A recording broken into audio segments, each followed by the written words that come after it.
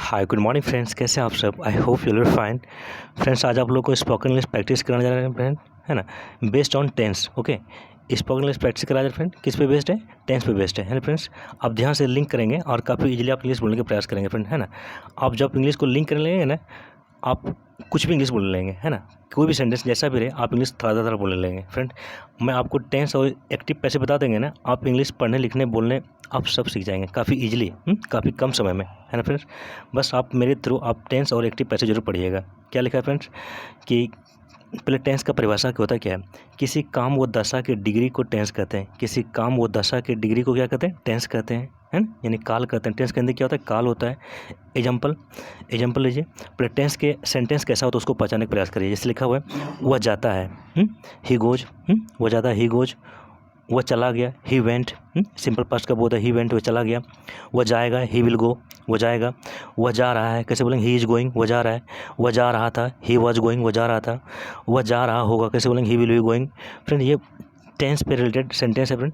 आपको आप इसे लिंक करेंगे, आप ये पहचानने का प्रयास करेंगे। और उसके बाद देखिए, अब टेंस के 3 भेद होते हैं। टेंस के कितने टाइप होते हैं? 3 टाइप होते हैं। टाइप ऑफ टेंस बता रहे हैं फ्रेंड, है ना। देखिए क्या लिखा है, टेंस कितने टाइप होता है? 3 टाइप कौन कौन होता है? प्रेजेंट टेंस, पास्ट टेंस और फ्यूचर टेंस, है ना। अब प्रेजेंट टेंस का 4 टाइप होता है। इस टेंस के 4 भेद होते हैं। कौन कौन होता है? Simple present tense, present continuous tense, present perfect tense, है ना, प्रेजेंट परफेक्ट कंटिन्यूस टेंस, है ना फ्रेंड्स, ये होता है। अगला क्या है? पास्ट का भी 4 भेद होते हैं। कौन कौन? Simple past tense.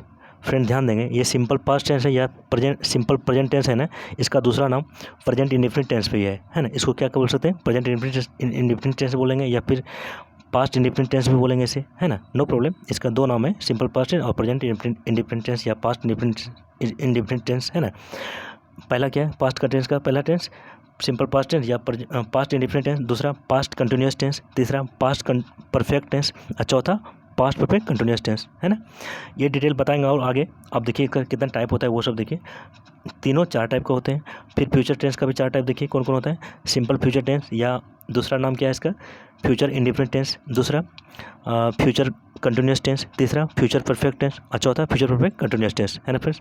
अब देखिए क्या लिखा है फ्रेंड्स, लिखा हुआ है यहाँ, टेंस के भेद को केवल जानना काफ़ी नहीं है ना फ्रेंड्स। टेंस के भेद को जानना केवल काफ़ी नहीं है ना। इसके प्रयोग को जानने का प्रयास करें ताकि हम वाक्य बना सकें और अपनी अभिव्यक्ति को व्यक्त कर सकें, यानी किसी के सामने रख सकें, है ना फ्रेंड्स। नेक्स्ट है, अब सिंपल प्रेजेंट लेते हैं। प्रेजेंट का पहला फॉर्म लेते हैं, सिंपल प्रेजेंट टेंस। इसकी स्ट्रक्चर क्या होती है? सिंपल है ना फ्रेंड, सिंपल टोन्स ये था।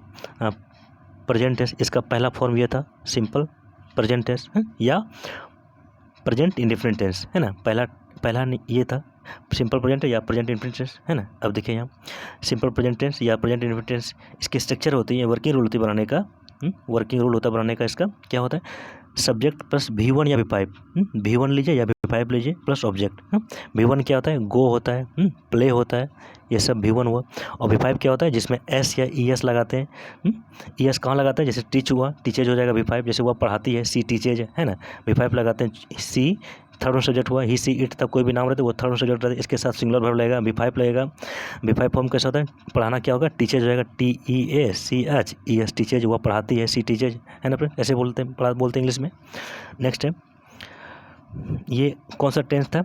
अब देखिए सिंपल प्रेजेंट टेंस का अफर्मेटिव टेंस लेते हैं। अफर्मेटिव क्या होता है?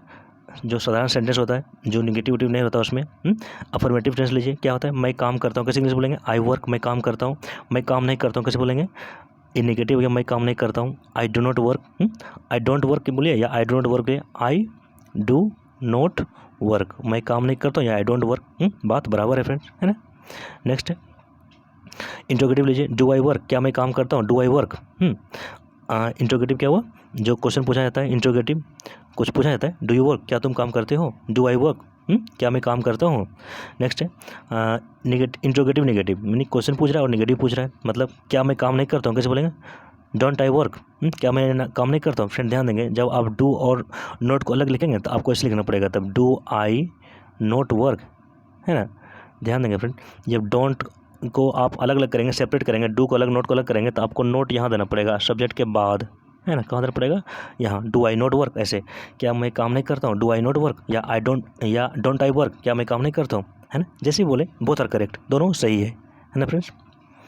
नेक्स्ट है फिर अगला सेंटेंस अफर्मेटिव लीजिए। अफर्मेटिव इसलिए लिखा वह काम करता है, ये सिंगुलर सब्जेक्ट है, इसके साथ ऐसे यस लगेगा, यानी V5 फॉर्म लगेगा। वह काम करता है, कैसे बोलेंगे, ही वर्क्स।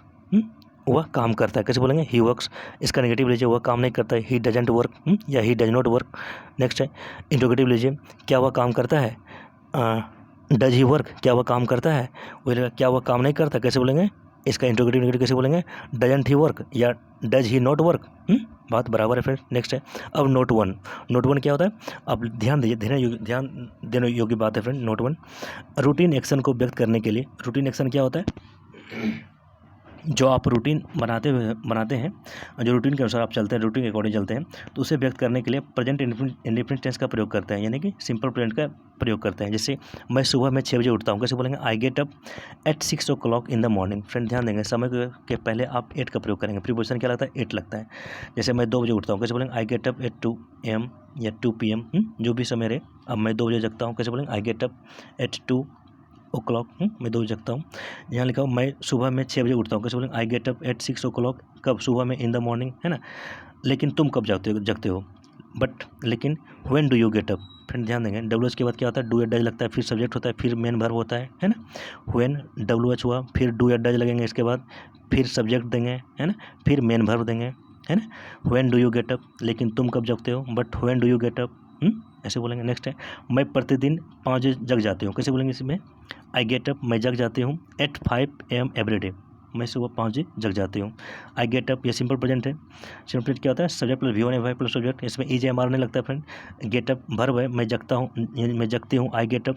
जगती हूँ कैसे बोलते हैं, चूँकि ये सब्जेक्ट में ये है फेमिनिन जेंडर है, यानी कि फीमेल इसमें बोल रहे हैं कि मैं प्रतिदिन 5 बजे जगती हूँ, इसलिए मैं जगती हिंदी बोल रहा हूँ फ्रेंड। मैं जगती हूँ, आई गेट अप, मैं जगती हूँ at 5 AM every day. Next part N2, note 2 लीजिए फ्रेंड, क्या लिखा है, हैबिचुअल एक्शन, यानी आदत जो होती है ना, हैबिट होती है ना, आदत, हैबिचुअल एक्शन को व्यक्त करने के लिए प्रेजेंट इंडेफिनिट टेंस का प्रयोग करते हैं, है ना।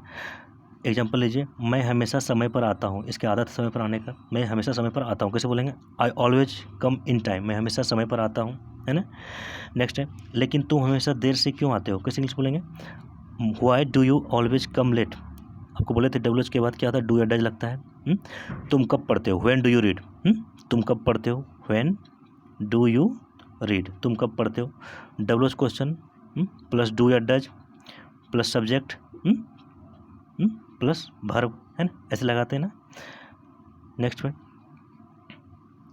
क्या तुम कभी सिनेमा देखने जाते हो, कैसे इंग्लिश बोलेंगे, क्या तुम कभी सिनेमा देखने जाते हो, इसको बोलेंगे इंग्लिश में डू यू एवर, मतलब क्या तुम, एवर ने क्या था, कभी, डू यू एवर गो, क्या कभी जाते हो, टू वॉच मूवी। आपको बोले तो फ्रेंड वर्ब में जब टू लग जाता है ना, उसका अर्थ ना आ जाता है। जैसे मैं पढ़ना पसंद करता हूँ, आई लाइक टू रीड, मैं पढ़ना पसंद करता हूँ, आई लाइक टू रीड, मैं पढ़ना पसंद करता हूँ। मैं जाना पसंद करता हूँ, कैसे बोलेंगे, आई लाइक टू गो, मैं जाना पसंद करता हूँ, है ना। इसी टू वर्ब 2 + V1 में इसका अर्थ के लिए भी निकलता है। जैसे आप बोलेंगे इसमें कि मैं जा रहा हूँ खेलने के लिए, कैसे बोलेंगे, I am going to play. मैं नहाने जा रहा हूँ, I am going to take a bath, है ना, ऐसे बोलेंगे। या फिर मैं मोबाइल चलाने जा रहा हूँ, कैसे बोलेंगे, I am going to operate a mobile, ऐसे बोलेंगे फ्रेंड। 2 + V1 में के लिए भी सेंस आता है और ना का भी सेंस आता है। जैसे मैं खाना पसंद करता हूँ, आई लाइक टू ईट, मैं खाना पसंद करता हूँ, है ना, ऐसे बोलेंगे। नेक्स्ट है N3। अब नोट 3 लीजिए फ्रेंड। नोट 3 क्या होता है, नोट 3 में लीजिए क्या इसमें दिया है, मेन बात प्रेजेंट इंडेफिनिट टेंस का प्रयोग परमानेंट एक्शन के लिए भी किया जाता है। परमानेंट एक्शन क्या होता है, जैसे परमानेंट चीज़ फिक्स है कि आप परमानेंट ही है, अस्थायी रूप है। जैसे लिखा हुआ है मैं मधुबनी का रहने वाला हूँ, कैसे इंग्लिश बोलेंगे, आई कम फ्रॉम मधुबनी। ध्यान देंगे फ्रेंड, कम फ्रॉम में क्या होता है, से बिलोंग करना, से ताल्लुक़ रखना। आई कम फ्रॉम मधुबनी, मैं मधुबनी से का रहने वाला हूँ, मैं मधुबनी का रहने वाला हूँ। फिर सेंटेंस देखिए, इसको और भी कैसे बोल सकते हैं, इसको ऐसे बोल सकते हैं, आई हेल फ्रॉम। ध्यान देंगे फ्रेंड, कम फ्रॉम या हेल फ्रॉम दोनों का अर्थ होता है बिलोंग टू, यानी कहाँ से बिलोंग करते हैं। आई हेल फ्रॉम मधुबनी, मैं मधुबनी का रहने वाला हूँ या मधुबनी से बिलोंग करता हूँ, है ना। इसको सीधे आई हेल फ्रॉम मधुबनी, मैं मधुबनी से बिलोंग करता हूँ, इसको सीधी भाषा में कैसे बोलेंगे, मैं मधुबनी का रहने वाला हूँ। आई कम फ्रॉम मधुबनी, मैं मधुबनी से बिलोंग करता हूँ, इसको सीधी भाषा में कैसे बोलेंगे, मैं मधुबनी का रहने वाला हूँ, है ना। बोथ आर करेक्ट, जैसा आप बोले। ओके, अब है मैं मधुबनी में रहता हूँ, ये तो रहना हो गया। रहना क्या इंग्लिश होता है, लिव होता है, आई लिव इन मधुबनी, मैं मधुबनी में रहता हूँ, है ना। नेक्स्ट है और आप कहाँ के रहने वाले हो, where do you come from. ध्यान देंगे WH के बाद डू या डज लगता है, फिर आप सब्जेक्ट देंगे, फिर मेन वर्ब देंगे, अगर प्रीपोजिशन है तो लास्ट में देंगे। देख क्या है, प्रीपोजिशन अगर रहेगा तब, अगर नहीं रहेगा नहीं देंगे, बस यहीं तक मेन वर्ब तक छोड़ देंगे, है ना। क्या लगेगा, और आप कहाँ के रहने वाले हैं, where do you come from, where do you come from, आप कहाँ के रहने वाले हो, ऐसे। फिर अगर तुम कहाँ जाते हो, वेयर डू यू गो, तुम कहाँ जाते हो, ऐसे बोलेंगे इंग्लिश में, है ना। नेक्स्ट है एंड फोर, नोट फोर लीजिए फ्रेंड। नोट फोर में क्या कह रहा है, योजनाबद्ध क्रिया को बतलाने के लिए, योजनाबद्ध क्रिया क्या होता है, योजना फिक्स है, यानी योजना बन गया, प्लान बन गया, योजनाबद्ध क्रिया बतलाने के लिए प्रेजेंट इंडेफिनिट टेंस का प्रयोग करते हैं। देखिए योजनाबद्ध कैसे होता है, योजना कैसे बना रहता है, प्लान कैसे बना रहता है।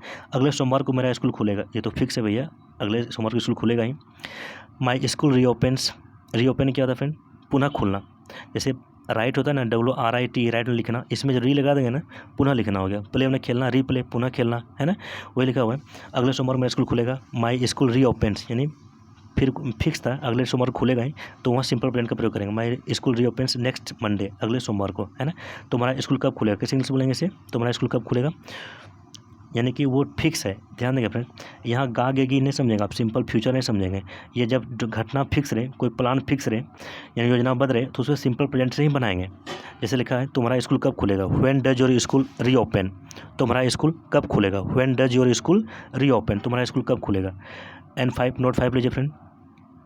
यूनिवर्सल ट्रूथ या जनरल ट्रूथ, मतलब जो विश्वव्यापी सच रहता है, सामान्य सच या विश्वव्यापी सच हो को बतलाने के लिए भी प्रेजेंट इंडेफिनिट टेंस का प्रयोग करते हैं, यानी सिंपल प्रेजेंट का प्रयोग यूज करते हैं, है ना, सिंपल प्रेजेंट का प्रयोग करते हैं। जैसे सूरज पूरब में उगता है और पश्चिम में डूबता है, कैसे इंग्लिश बोलेंगे, द सन क्यों हुआ, जब दुनिया में कोई अकेला चीज़ रहे, जैसे पृथ्वी रहे, आकाश रहे, चंद्रमा रहे, सूर्य रहे, उसमें द लगता है फ्रेंड, है द अर्थ, द सन, है ना। द सन राइजेज, उगता है, इन द ईस्ट, कहाँ, पूरब में, एंड सेट, सेट में क्या था, डूबना, इन द वेस्ट, और पश्चिम में डूबता है। नेक्स्ट है फ्रेंड, तुम्हारा जन्मदिन कब पड़ता है, कैसे इंग्लिश बोलेंगे, तुम्हारा जन्मदिन कब पड़ता है, लेट मी इरेज, ओके। तुम्हारा जन्मदिन कब पड़ता है, कैसे इंग्लिश बोलेंगे, when does your birthday fall, when क्या लगेगा friend, when WH plus do या डज लगेगा, फिर मेन सब्जेक्ट देंगे, योर बर्थडे, आपका बर्थडे या तुम्हारा बर्थडे, ये सब्जेक्ट हो गया। When does your birthday fall, fall ना पढ़ना, तुम्हारा बर्थडे कब पड़ता है, when does your birthday fall, है ना। नेक्स्ट पार्ट, सेंटेंस है एंड सिक्स, नोट सिक्स लीजिए फ्रेंड। पोजेशन यानी अधिकार को बतलाने के लिए प्रेजेंट इंडेफिनिट टेंस का प्रयोग करते हैं या फिर सिंपल प्रेजेंट का प्रयोग करते हैं, है ना। दोनों सेम ही नेम है, प्रेजेंट इंडेफिनिट या फिर सिंपल प्रेजेंट टेंस, है ना। क्या है, अधिकार कैसे बताते हैं, अधिकार कैसे जताते हैं आप, जैसे इस पर मेरा हक है ना, ऐसे बोलते हैं ना। जैसे लिखा है मेरे पास एक कार है, कैसे बोलेंगे इसमें, आई हैव ए कार, मेरे पास एक कार है। फ्रेंड ध्यान देंगे, आपको बोले थे हैव का कई अर्थ होता है, हैव में रखना भी होता है ना, हैव का अर्थ क्या होता है, रखना भी होता है ना, पीना भी होता है, लेना भी होता है, हैव का अर्थ, है ना। कई होता है, जैसे कि मैं चाय लेता हूँ, कैसे बोलेंगे, आई हैव टी, मैं चाय लेता हूँ, मैं चाय पीता हूँ, आई हैव टी, मैं चाय पीता हूँ, मैं कार रखता हूँ, आई हैव ए कार, मैं एक कार रखता हूँ। कई अर्थ होता है फ्रेंड। नेक्स्ट देखिए क्या लिखा है, मेरे पास एक कार है, आई हैव ए कार, मैं एक कार रखता हूँ, या आई कीप ए कार, मैं एक कार रखता हूँ। सीधी भाषा में बोलेंगे मेरे पास एक कार है, सीधी भाषा में कैसे बोलेंगे, आई मेरे पास एक कार है। नेक्स्ट फ्रेंड, देखिए कैसे अधिकार दर्शाता है यहाँ, चंदन का चांदी से प्रेम प्रसंग चल रहा है, चंदन का चांदी से प्रेम प्रसंग चल रहा है, कैसे बोलेंगे, चंदन का चांदी पर अधिकार है फ्रेंड, है ना। क्या लिखा है, चंदन हैज, फ्रेंड ध्यान देंगे, ये V5 फॉर्म हुआ। आपको बोले थे हैव जो होता है ना, ये क्रिया भी है, V1 भी फॉर्म है, इसका V2 क्या होता है, हैड होता है ना। V3 फॉर्म क्या होता है, हैड होता है ना। V2 V3 सेम होता है, हैड। अभी 4 तो आप जानते हैं हैविंग कर देंगे, HAVING हैविंग। अभी 5 में हैज कर देंगे, है ना। वही लिखा हुआ है, चंदन का चांदनी से प्रेम प्रसंग चल रहा है, Chandan has a love affair with Chandni, Chandan का चांदनी से प्रेम प्रसंग चल रहा है, यानी कि वो पोजीशन दर्शा रहा है, Chandan has a love affair with Chandni, Chandan का चांदनी से प्रेम प्रसंग चल रहा है ना फ्रेंड। नेक्स्ट है हिंदुस्तान टाइम्स, क्या लिखा फ्रेंड, हिंदुस्तान टाइम्स पटना संस्करण में केवल 16 पेज होते हैं, परंतु इसमें पूरी दुनिया की खबरें रहती है। फ्रेंड इसे इंग्लिश में बोलने हैं आपको, कैसे बोलेंगे, the Hindustan Times Patna edition consist of only 16 pages, केवल 16 पेज होते हैं, बट लेकिन it contains news of the world around us, हम लोग की पूरी दुनिया की खबर इसमें निर्धारित रहती है, छपी रहती है ना। कंटेंट में क्या होता है, एडजस्ट रहना, कंटेंट में क्या होता है, धारित रहना, धारण करना होता है ना, मतलब उतना न्यूज धारित रहता है उसमें। लिखा है क्या, the Hindustan Times Patna edition consist of 16 pages, कितना पेज रहता है, 16 पेज रहता है, बट इट कंटेन्स न्यूज, क्या न्यूज रहता है इसमें? It contents news of the world, पूरी दुनिया का, अराउंड अस, हम लोग के चारों तरफ की दुनिया का वर्ल्ड, उसमें वर्ल्ड की न्यूज़ रहती है। सीधी भाषा में बोलेंगे हिंदुस्तान टाइम्स पटना संस्करण में केवल 16 पेज होते हैं, परंतु इसमें पूरी दुनिया की खबरें रहती है ना। It contents news of the world around us, हम लोग की चारों तरफ दुनिया की इसमें न्यूज़ छपी रहती है ना फ्रेंड। नेक्स्ट है N7, नोट 7 में क्या लिखा है फ्रेंड? न्यूज़ हेडलाइन, मतलब न्यूज़ हेडलाइन जो खबर होती है ना, न्यूज़ हेडलाइन टीवी में या फिर अखबार में, न्यूज़ हेडलाइन में पास्ट इवेंट को बतलाने के लिए प्रेजेंट इंडेफिनिट टेंस का प्रयोग किया जाता है ना। न्यूज़ हेडलाइन में पास्ट इवेंट भी रहेगा, पास्ट घटना रहेगा, तो उसका भी स्टेटमेंट जब आएगा ना प्रेजेंट इंडेफिनिट में ही रहता है, यानी सिंपल प्रेजेंट में रहता है। जैसे मंत्री ने त्यागपत्र दे दिया, मंत्री ने शाम में न्यूज़ दे दिया, शाम में त्यागपत्र दे दिया, सुबह न्यूज़ आया टीवी में कि मिनिस्टर रिजाइंस, मंत्री ने त्यागपत्र दे दिया, है ना। तो वो पास्ट इवेंट रहे, पास्ट घटना रहे, इवेंट में क्या था? घटना, पास्ट यानी बीता हुआ घटना रहे, तो उसको भी प्रेजेंट करने के लिए सिंपल प्रेजेंट का ही प्रयोग करते हैं, है ना। उसको भी दर्शाने के लिए सिंपल प्रेजेंट का प्रयोग करते हैं। जैसे भीड़ भड़की, कैसे बोलेंगे? मॉब गोज बरसर्क, मतलब भीड़ भड़की। फ्रेंड ध्यान देंगे, MOB, मॉब में क्या होता है? नाजायज भीड़, है ना, हो हल्ला मार धाड़। वो नाजायज भीड़ जो होता है उसका इंग्लिश क्या होता है? मॉब होता है, MOB, मॉब, है ना। क्या है? भीड़ भड़की, कैसे बोलेंगे? मोब गोज बरसर्क, भीड़ भड़की। नेक्स्ट है कर्मचारी हड़ताल पर गए, कैसे बोलेंगे? Workers go on strike. Friend गो क्यों लगा? चूँकि प्लूरल सब्जेक्ट है, वर्कर्स हो गया, वर्कर्स गो ऑन स्ट्राइक, कर्मचारी हड़ताल पर गए। ये भी क्या है? पास्ट इवेंट है, चले गए, लेकिन उसके प्रेजेंट हो कैसा दर्शाया जा रहा है? सिंपल प्रेजेंट में दर्शाया जा रहा है, वर्कर्स गो ऑन स्ट्राइक, कर्मचारी हड़ताल पर गए। N8 लास्ट है फ्रेंड, नोट 8 में क्या लिखा है? कंडीशन क्लॉज को प्रेजेंट करने के लिए भी इसका प्रयोग करते हैं, सिंपल प्रेजेंट का प्रयोग करते हैं। कंडीशन क्लॉज को प्रेजेंट इंडेफिनिट में ही यूज किया जाता है ना। देखिए कैसे बोलेंगे, सेंटेंस रहेगा, तुम मुझे खून दो मैं तुम्हें आज़ादी दूंगा, कैसे बोलेंगे?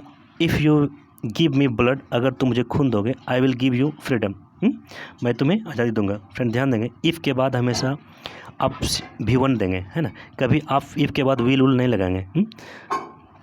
क्या लिखा हुआ है? If you give me blood, अगर तुम मुझे खून दोगे, I will give you freedom, मैं तुम्हें आज़ादी दूंगा। सीधी भाषा में कैसे बोलेंगे? तुम मुझे खून दो मैं तुम्हें आज़ादी दूंगा, है ना। ये कौन कहे फ्रेंड, आपको पता है? हाँ, मिस्टर सुभाष चंद्र बोस साहब ने कहे थे, है ना। नेक्स्ट है, अगर तुम्हें सरकारी जॉब नहीं मिलेगी तो तुम क्या करोगे? अगर तुम्हें सरकारी नौकरी नहीं मिलेगी तुम क्या करोगे? कैसे बोलेंगे इसमें? If you don't get a job government job, if you don't get a government job, आपको बोले थे फ्रेंड कि इफ़ के बाद आप कभी भी शैल या विल का प्रयोग नहीं करेंगे। जैसे ये लिखा हुआ है, अगर तुम्हें सरकारी नौकरी नहीं मिलेगी, यहाँ गी है, तो आप विल या शैल नहीं करेंगे, है ना। हमेशा इफ़ के बाद V1 फॉर्म देंगे। इफ़ यू डोंट गेट, अगर नेगेटिव रहेगा डोंट देंगे, अगर नेगेटिव नहीं रहेगा सीधा डू करेंगे।